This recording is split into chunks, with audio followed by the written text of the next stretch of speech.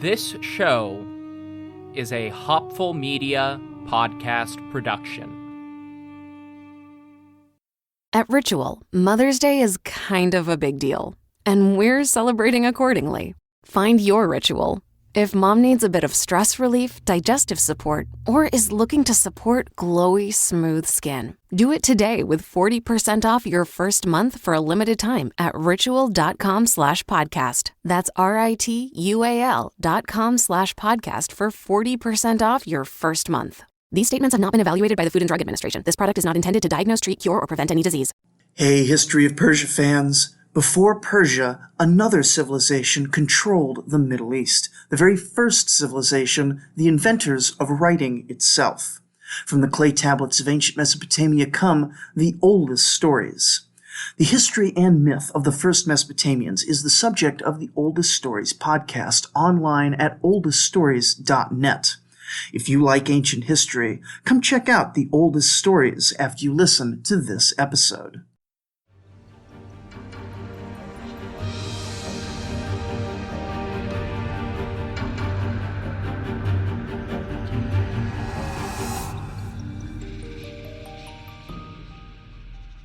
Hello everyone, welcome to the History of Persia. This is episode 148, The Orphic Mysteries. Last time, I covered a brief overview of the mythological character Orpheus, the greatest, most mythical bard and religious scholar to ever grace the ancient Greeks' understanding of their own history. He was somehow related to Apollo, and to the hinterland kingdoms surrounding early Macedon. He wandered the world, learning and teaching about the gods, fathering children, and making beautiful music. He traveled with the Argonauts and saved their skins more than once, and finally, he died, stricken by grief after his own weakness condemned his wife Eurydice to Hades. Today, we are going to talk a little bit about how this manifested in day-to-day Greek religion and the more cosmological side of mythology. Unlike most of the other mystery cults in antiquity, the Orphic Mysteries are not named for their location, like the Eleusinian Mysteries, or their central god, like the Hephaestians, Mithraics, or many others. Instead, the Orphic Mysteries, or Orphism, are a lot more like Christ in Christianity, referring to their supposed founder, or at least the first teacher of their philosophy, the mythical bard-cleric Orpheus, who I discussed last time. First, a couple of notes. My wife is currently approaching her PhD defense. Part of the reason this episode was delayed is because I spent a lot of time last week as her dissertation copy editor. Unfortunately, that means that things are even more sporadic than usual for the next few weeks here at Hopful Media HQ. More relevant to the episode, I, bit off more than I could chew with this one, everybody, including discovering some very interesting vocabulary that slightly upended my original hypothesis driving these religion episodes. You'll hear more about that 2 episodes from now, because explaining the Orphic Mysteries themselves, let alone their central mythological doctrine, turned out to be a much longer project than I had planned. So what was originally episode 148 has now been split in half. This episode will be all about Orphic history and theology. Episode 149 will be about the unique mythology of Orphism. And finally, episode 150 will be the tie-in with Zoroastrians. Once again, History of Persia has fallen into a box of oops, all magi berries. In all honesty, a lot of this is just because Orphism is not an intuitive place to start discussing the theology of Greek religion. But it is the most directly relevant to the Iranian developments that I want to cover in episode 150, at least in my opinion. So, to facilitate all of that, I'm going to lay out the order of events for these next 2 episodes in advance. Some of this is just intrinsically confusing because it is still a mystery cult, but if something doesn't make sense, especially in the second half of this episode, let that curiosity simmer for a second, and I will try and address it in the next one. I begin with Orphism's history, its origins, relations to other philosophies and religious movements, and a bit of its eventual decline. Part 2 will be about their beliefs insomuch as I can explain a simplified version of them here instead of writing my own dissertation on some very complex theology. Part 3, aka the next episode, will address the mythological justifications and stories around those beliefs, because I think that's the topic that most directly leads into the final episode of this religion series. So without further ado, the Orphics themselves believed that Orpheus and his teachings originated in the mysteries of Dionysus, the wine god. While he is probably best known as the god of wine, parties, and debauchery, Dionysian theology and myth are actually very complex and philosophical. You might notice from the mythology discussed in the last episode that this doesn't really line up with the traditional story of Orpheus himself, who is usually more closely associated with Apollo. However, based on their shared beliefs, the Orphics were probably correct in the sense that some of their core ideas did stem from the Dionysian cult. The oldest known examples of Orphic philosophy in poems date to the 6th century BC. To be fair, there's extremely little Greek writing of any sort before that point, and it is entirely possible that Orphism existed before that. However, there are 2 important things to note on the timeline. First, ancient graffiti started referring to a sect of people called Orphics in the 5th century, probably indicating that the movement solidified into an identity in the years around 500 BC. Second, and maybe most importantly, this all seems to have taken root after Hesiod's Theogony solidified a century earlier as the most popular story of creation in the Greek world, which makes sense in light of how differently the Orphics conceived of that story. They were outside the norm, or even counter to it, depending on how you want to interpret things. Orphism first developing in the 6th century also puts them neatly in line with their most important religious and philosophical influence, Pythagoras. Yes, the Triangle Man. While most people today probably know Pythagoras for the Pythagorean theorem, and not much else, he was not only a mathematician. To be clear, he was a prolific early mathematician, but Pythagoras was also potentially the most important Greek philosopher and religious leader before Socrates.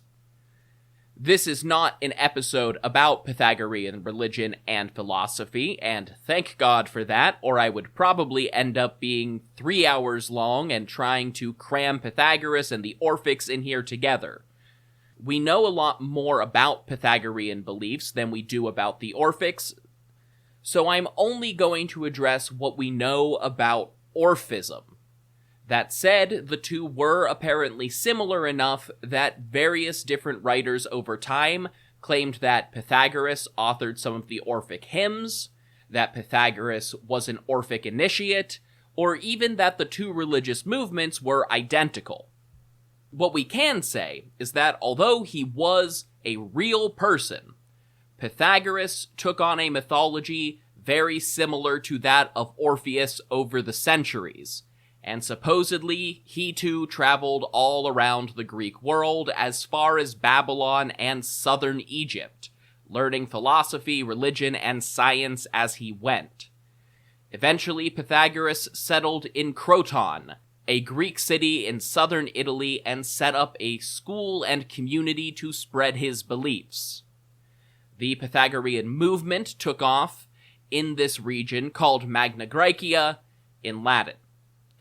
Eventually, this became such an influential social and political bloc that non-Pythagoreans struck back.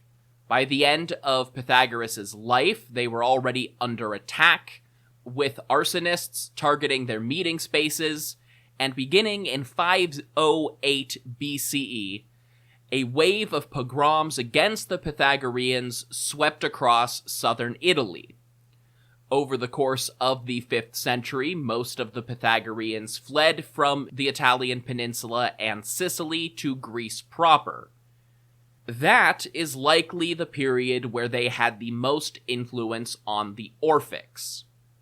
With Pythagoreans trying to re-establish themselves in a new land, they fell in with the mystery cults most similar to their previous faith, in our case, Orphism. By the Hellenistic age, there are really two strains of thought that I think you can qualify as Orphic. The first, which I mentioned when discussing the Eleusinian Mysteries, were the Orphic influences on other religious practices, largely within the various mystery cults of the same era. Some, like the mysteries of Osiris, which developed among the Greek emigrants to Egypt, were directly tied to Orphic and Dionysian theology. Others, like the cult of Eleusis itself, were influenced less directly, either through overlapping members or the adoption of Orphic poetry. And I think that's important to recognize. Individual Orphic beliefs about the afterlife or the nature of the universe seeped into other groups through cultural osmosis and spread from there, even if it wasn't strictly part of their favored religious doctrine. This is especially easy to do in a broad polytheistic culture like that of ancient Greece, but even in more monotheistic, creed-based religions, plenty of people believe things that aren't strictly in their doctrines. Second, and the one we are focused on today, are the Orphics who actually participated in Orphism as an organized religious movement. It's still antiquity, and it's a topic that covers almost 1,000 years, so there is variation within this label. However, these are the people whose beliefs and practices were consistently more or less what I am talking about today. That's a part 2 thing, though. For now, I did promise that we would talk about how it all came to an end. Orphism flourished in classical Greece and spread with the rest of Greek culture in the early Hellenistic period. However, even by the early 4th century, Orphism was starting to face stiff competition from the Socratic philosophers. These were the students of the famous Socrates, like Plato, their students like Aristotle, and many more in the subsequent generations. If you really peel back the layers and look, there are Orphic and Pythagorean ideas incorporated into Socratic schools of thought. But as early as Plato, these guys were more likely to mock the Orphics than outright join them. The Hellenistic era saw a wave of new philosophical schools and mystery cults pulling attention away, and Orphism seems to have declined for a while. Then, in the final centuries of the Roman Empire, there was a little bit of a renaissance. This is actually the period of the Orphic Argonautica I mentioned in the last episode, dated to the 4th century AD. It seems that the Orphics were one of the many cults that exploded in popularity during Rome's chaotic centuries. There's just one problem that some of you probably guessed as soon as I said 4th century AD. One of those cults ended up being just a little bit more popular than the rest, and catching the eyes of some of Roman nobility namely the family of Emperor Constantine I. Of course, I am talking about Christianity. So yeah, Orphism held out to the bitter end, and ultimately it faded away or was stamped out in the tidal wave of Rome's Christianization. That said, I do think it's worth pointing out today that Orphism is the basis for a lot of the Hellenic pagan revival movement. I have a lot of mixed feelings about neo-paganism from an academic perspective, but in general and more socially, I at least think it's cool. Anyway, I'm starting to beat around the bush. On to part 2.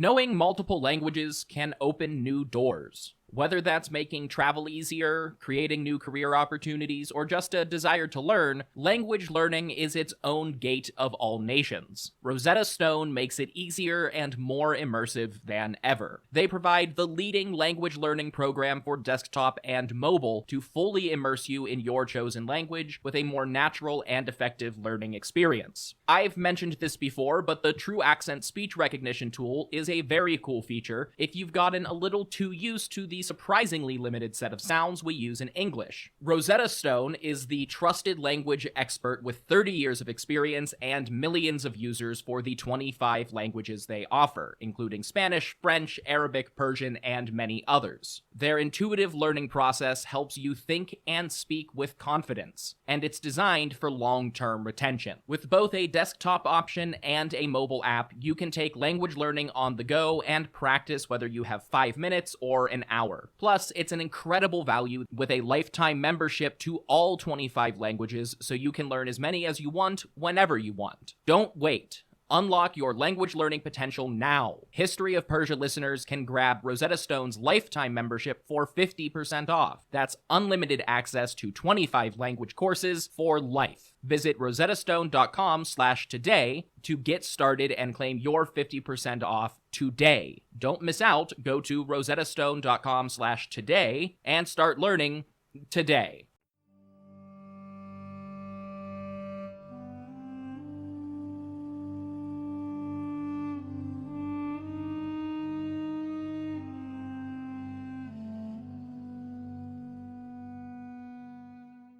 So now we know where Orphism came from, and where it went.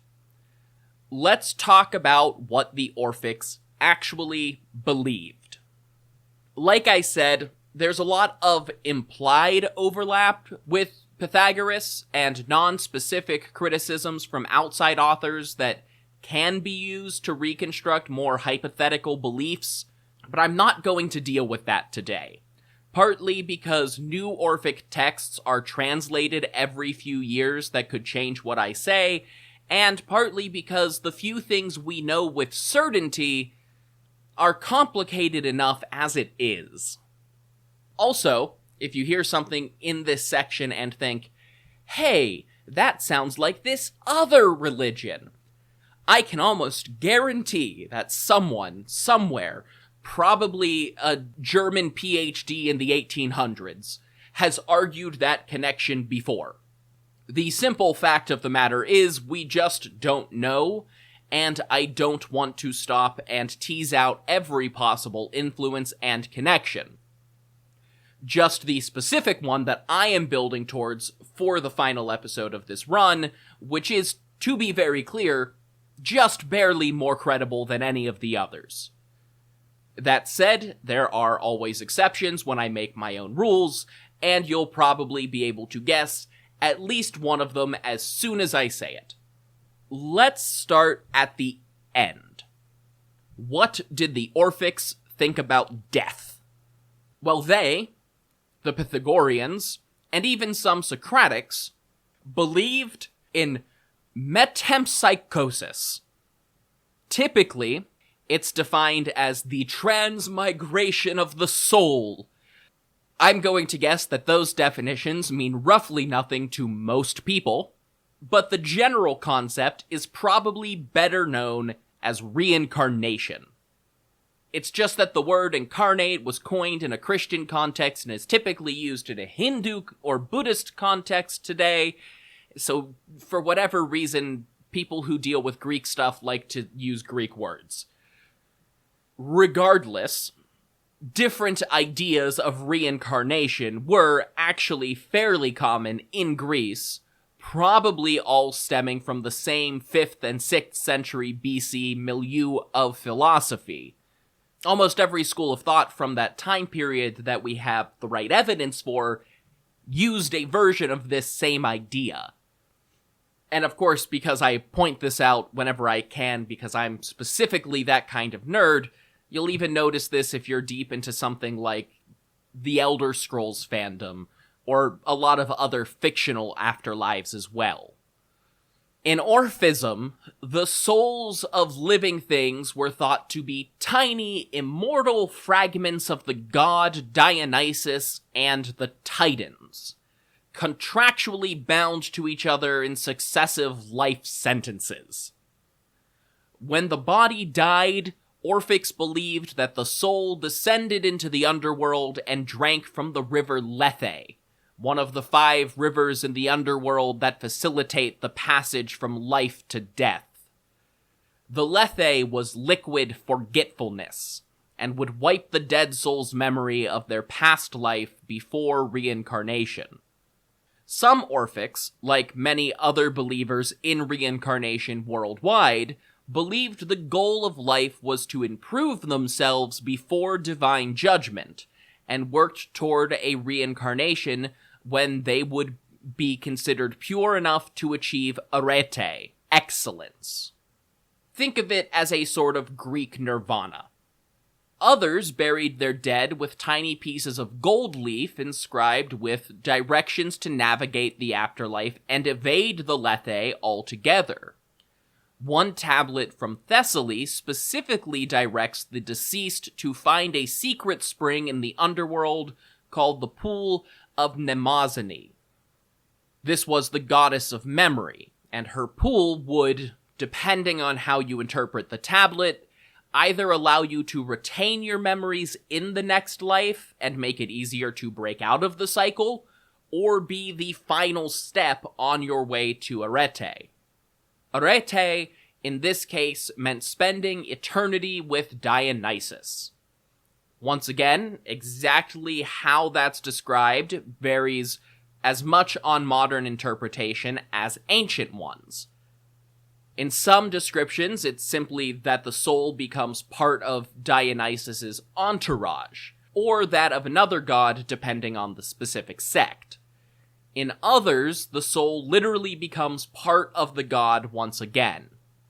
To achieve arete, the Orphics believed that you had to be both morally upstanding and fully trained in the mysteries of their faith.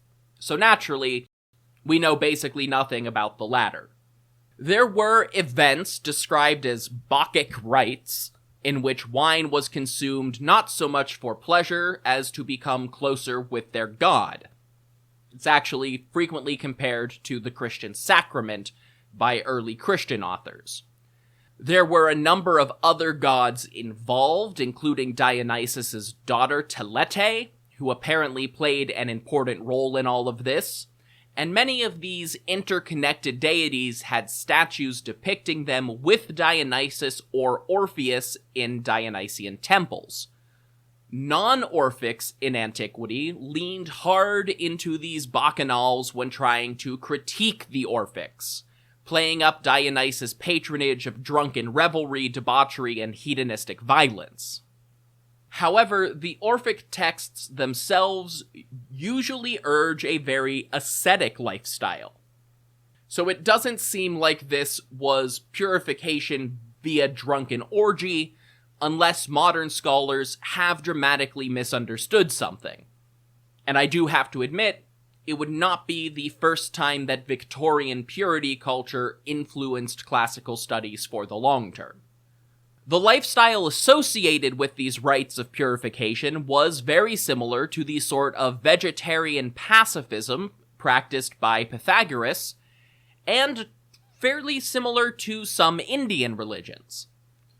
To be a moral person, an Orphic believer had to reject violence against all living things, or more accurately, animate things. Ancient Greeks generally didn't believe that plants were alive in the same way as humans or animals because they do not experience pain or move around, which was how they defined the soul, with one very weird exception. Both the Pythagoreans and some Orphics believed that beans had a soul. Nobody is entirely sure why. One possibility is that among all of the produce commonly available in the Mediterranean, beans have a sort of flesh and texture that they thought was too similar to meat. Another theory, and I swear this is genuine scholarly speculation, is that eating a lot of beans leads to farting, and they interpreted excessive gassiness as the body trying to expel the souls of beings and animals they had consumed. This stringent, life-preserving pacifism would have been one of the more obvious things that set devout Orphics apart from other Greeks in their day-to-day life.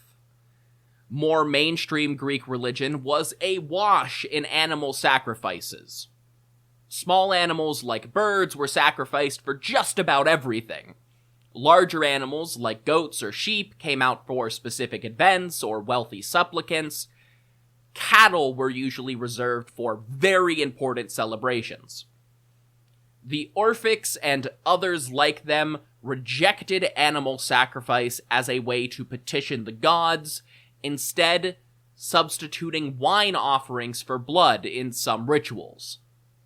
Unlike many other reincarnation religions, including that of other Greeks, some Orphics did not just believe that living souls reincarnated after death as part of the natural order of things. No, they saw life on Earth itself as a form of punishment that had to be atoned for and escaped. Orphism, so far as I have ever read, was one of the first, if not the first religion to believe in original sin. It's impossible to know whether this directly inspired the Christian idea of the same name, or might have been influenced by early Jewish thought around the concept. It is entirely possible that Paul the Apostle was at least vaguely familiar with the Orphic concept, and many influential church fathers lived during the resurgence of the mystery cults in the Roman Empire. Justin Martyr, one of the first post-biblical writers to discuss the concept of original sin, even spent a little bit of time in a Pythagorean cult, which by that time was often interchangeable with the Orphics. However, the source of this sin is very different between the Orphics and most monotheistic religions. It is not a hereditary condition inherited for the misdeeds of past humans. In the Orphic view of the world, there's really no such thing as past humans. All the souls were created at once and just cycle in and out of circulation until they achieve arete. Instead, because human souls were first created in an act of terrible violence by the Titans, humanity is punished with a grueling cycle of life for the crimes of those ancient proto-deities. I promise that will make more sense next week. There is another Orphic ritual, specifically surrounding the funeral rites that we know of, but I am saving that for the next episode as well. I'll just tease it by saying I cannot believe it hasn't come up in my research for every single religion episode I've ever done.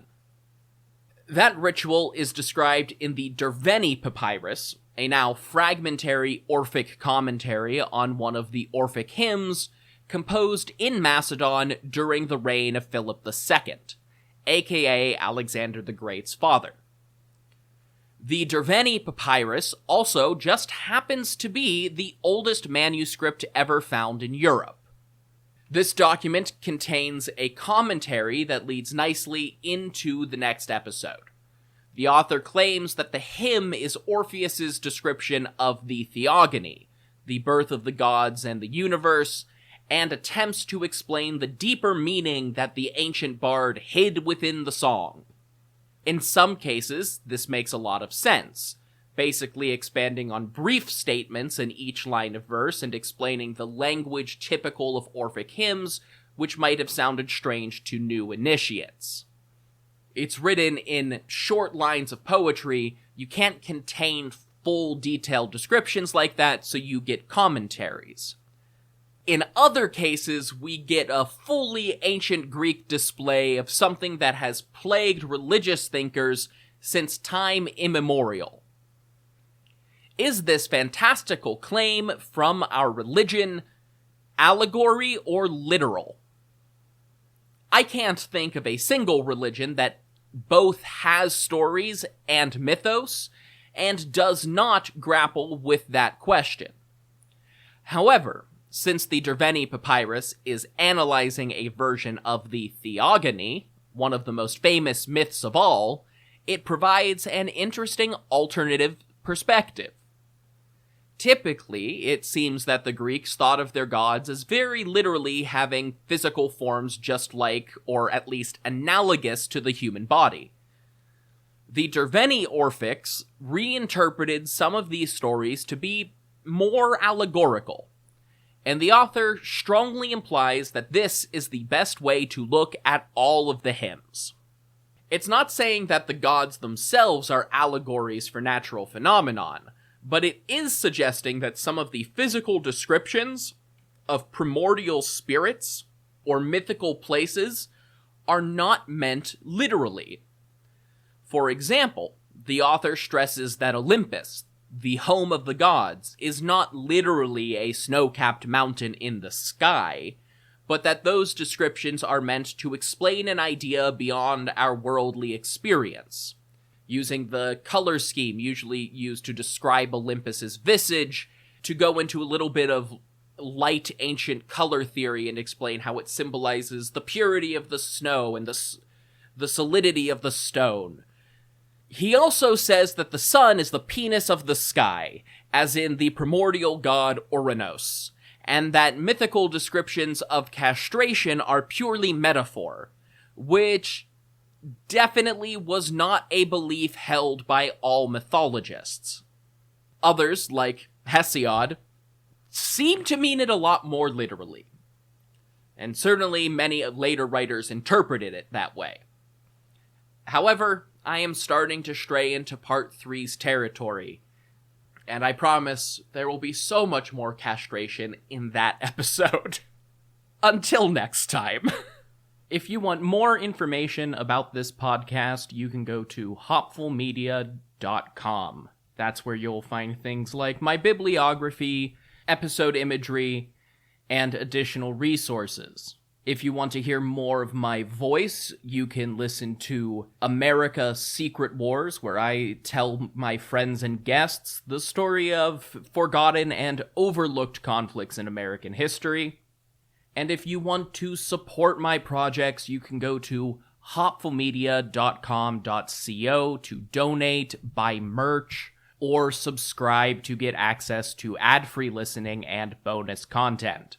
If you don't want to spend money on me, that's absolutely fine. The best ways to support a project like this are to share on social media or leave reviews on your podcast app of choice. So review on Apple, rate on Spotify, and you can find me on Blue Sky at History of Persia and on Instagram at History of Persia Podcast. Until next time, thank you all so much for listening to The History of Persia.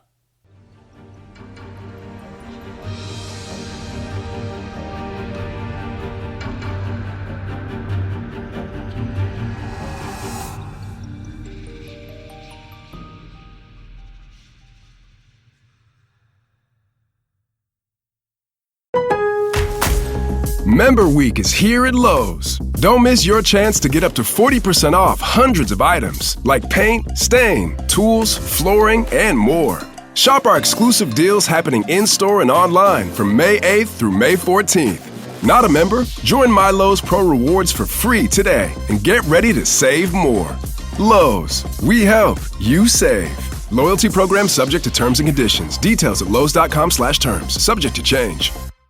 Hey, History of Persia fans. Before Persia, another civilization controlled the Middle East. The very first civilization, the inventors of writing itself.